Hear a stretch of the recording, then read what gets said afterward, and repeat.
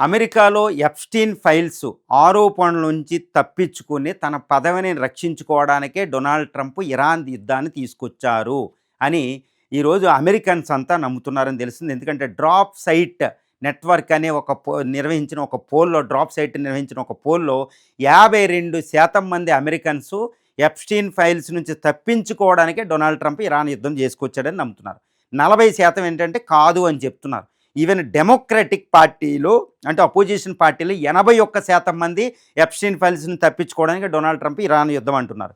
రిపబ్లికన్స్‌లో కూడా 16% ఇదే నమ్ముతున్నారు. అంటే ఏంటి, ఎంటైర్ అమెరికాలో మేజర్‌గా నమ్మేది ఏంటంటే ఇరాన్ యుద్ధాన్ని ట్రంప్ ప్రకటించడానికి మెయిన్ కారణం ఏంటంటే ఎప్‌స్టీన్ ఫైల్స్ నుంచి రక్షించుకుని ఇంపీచ్మెంట్ లేకుండా తన పదవిని కాపాడుకోవడం, అమెరికా నుంచి డిస్ట్రాక్ట్ చేయించడం. ఎందుకు అంటే ఎప్‌స్టీన్ ఫైల్స్‌లో వచ్చిన ఆరోపణలు అసలు అమెరికా చరిత్రలోనే ఏ అధ్యక్షుడికి అంతకుముందు వాటర్ గేట్ అని, ఈ మోనికా లెవిన్స్కీ, బిల్ క్లింటన్ వ్యవహారాలు వచ్చినాయి. అప్పుడు దాకా ఇంపీచ్మెంట్ దాకా వెళ్ళడం జరిగింది. వాటర్ గేట్‌లో ఆయన నిక్సన్ రిజైన్ చేయడమే జరిగిందనమాట. కానీ సో ఈ విధంగా ఎప్‌స్టీన్ ఫైల్స్ నుంచి తప్పించుకోవడానికే డొనాల్డ్ ట్రంప్ ఇరాన్ యుద్ధం ప్రారంభించినట్టు మనకు పూర్తిగా అవగతమైపోతుంది. ఎందుకంటే ఇరాన్ యుద్ధాన్ని ప్రారంభిస్తాను, ద గ్రేట్ ఆర్మీ ముట్టడే అనుకుంటూ ఆయన చెప్పాడు.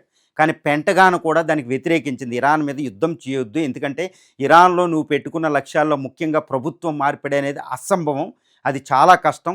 ఈ యుద్ధం ఇరాన్తో ఉండదు, మొత్తం వెస్ట్ ఏషియా యుద్ధం ఎనర్జీ వార్గా మారిపోతుందని పెంటగాన్ హెచ్చరిక ఈరోజు నిజమైంది. అంటే ఈ హెచ్చరికలన్నీ పక్కన పెట్టి ఇరాన్ యుద్ధానికి డొనాల్డ్ ట్రంప్ వెళ్ళాడు అంటే తర్వాత పెంటగాన్ హెచ్చరించినట్టు, వార్ ఎక్స్పర్ట్స్ హెచ్చరించినట్టే ఇది వెస్ట్ ఏషియా దాటి 14 దేశాలు ఇటు యూరోప్ దాకా వెళ్ళడం, వరల్డ్ ఎకానమీ మీద ఎనర్జీ వార్ ప్రకటించినట్టు అయిపోవడం.